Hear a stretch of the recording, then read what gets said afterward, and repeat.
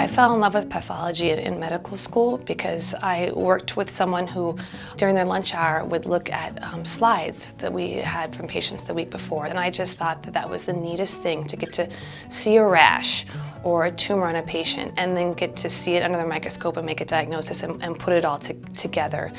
And I thought that was just definitely something that I wanted to do. We look at each patient sample individually. First, I like to look at it without any information to get a good idea in my head of what's going on. And then, because we're all connected, I can access the patient's electronic medical record and I can see what kind of medications they're on, any previous important medical history. I can even look at a photo that the clinician took. And I can put all that information together with what I'm seeing under the microscope to come to the best diagnosis for the patient.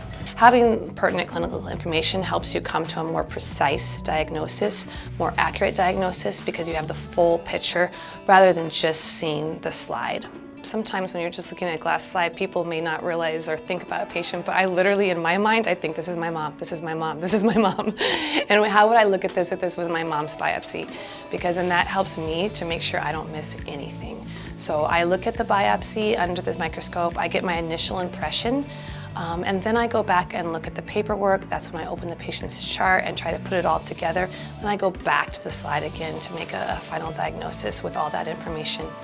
We frequently interact with the provider, either the clinician or the physician's assistant who takes the sample, to get additional information or to discuss different diagnostic possibilities on our end. And this two-way communication, I think, makes us a little bit unique. And because we're all in one company, we're all just one extension phone number away. So we're able to have this fluid communication that's makes the process a little bit more dynamic. We really have this teamwork mentality, and that goes along with showing cases to my neighboring pathologist so we come to the best diagnosis of the patient. My favorite part of the day is when I get to make a diagnosis that helps the patient.